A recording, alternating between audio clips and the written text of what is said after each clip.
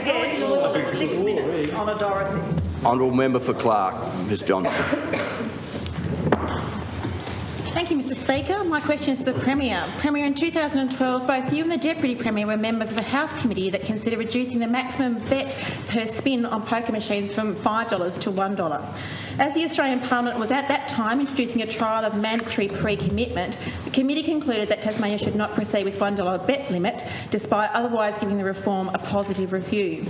Premier, we know that this pre-commitment trial floundered and that similar schemes have proved difficult to enforce and have not worked. Will you acknowledge the overwhelming evidence that a maximum bet per spin of $1 will reduce the harm experienced by gamblers and limit the uptake of new problem gamblers without having any real impact on recreational players? And will you now support legislation that limits poker machines to $1 maximum bet per spin? Good question. Honourable Premier. Yeah. There's a lot of words to say no.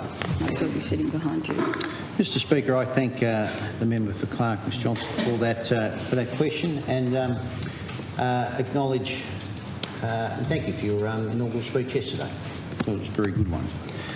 Mr Speaker, recent social and economic impact studies of gambling in Tasmania have shown that the prevalence of gambling, EGM gambling, is declining, that the incidence of problem gambling is reducing.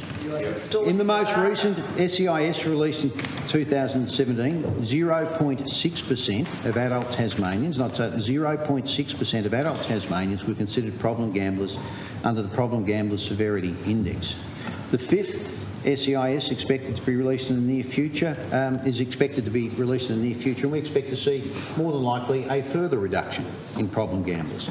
Now, Tasmania has one of the lowest bet limits for all venues of the Australian jurisdictions as it stands at the moment, and previous investigations have highlighted the difficulty and the impact of implementing a lower bet limit in Tasmania due to the small number of gaming machines relative to the Australian market.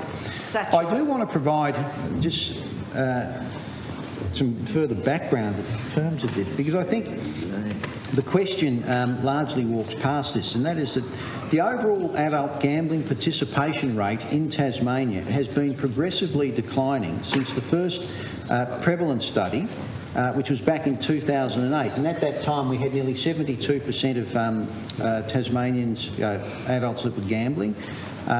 Steadily, that has decreased to where at the last one it was below 60%, only 58.5%. So more money coming out. Order. Member for Clark, I'm sure you don't wish to join your colleague outside the chamber, so please stop interjecting. So a significant decline in terms of the number of adults that are gambling overall. In 2017, an estimated 0.6%, as I've said, of Tasmanian adults were classified as problem gamblers. 1.4% were considered moderate risk and 4.8% were low-risk gamblers. Now, if we step forward or backwards, Mr Speaker, to 2011, you can see that then it was 0.7% were classified as problem gamblers, a higher number than today. 1.6% were considered moderate risk gamblers and 5.2% were considered to be low risk gamblers. So what we're seeing, the harm minimisation program and supports that we're putting in place that are actually working. Now, interestingly enough, again from the SEIS, Tasmanian gamblers' expenditure on all gambling activities decreased since the 2011 SEIS from an average of over $1,000, $1,054 to $950 on average in 2017.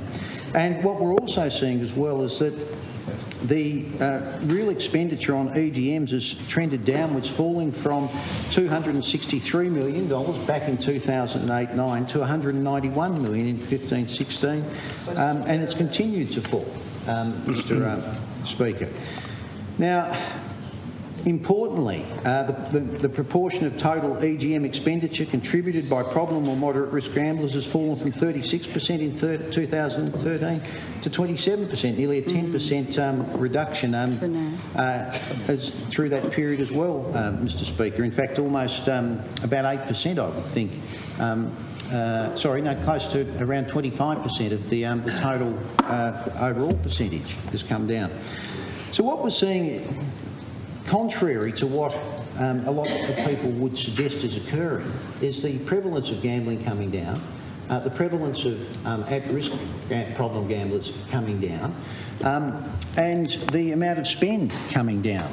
And so in answer to your question in regards to whether or not we would move forward on a $1 maximum bet, the answer would be no, because we believe that the processes that we have in place are currently working. The other point that I would make at the moment is that the real risk in terms of gambling are not the highly regulated EGM facilities that are in our pubs and clubs or at the casino. It's the fact that you could sit down on your couch, and you could lose your house. Order, Mr. Speaker. The Premier is being misleading. You cannot say that the real risk in gambling Again, that's not your point of order. in light of the risk of EGM. Not a point of order. The Premier is allowed to express his opinion. Mr. Speaker. Stating it as a fact and it's Order. Order. Mr. Speaker, Only you it get is to decide what very facts well are. understood that the growth in online gambling is extraordinary. Is extraordinary. Can't just Double, be CGMs. growing exponentially. Where in terms of EGMs, we are seeing that trend down. Yeah, that is a fact. Even you should be able to concede that, because that is a fact.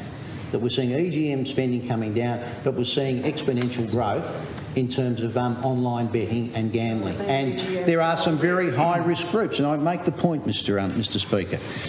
It is unfortunate that you could sit on your couch and on your phone. You could lose your house. I would hope that nobody in this place would ever utilise their phone in that way in this chamber. But in the time that we've been in question, time this morning, if somebody had wanted to, they could have bet their house and they could have lost it right now this morning.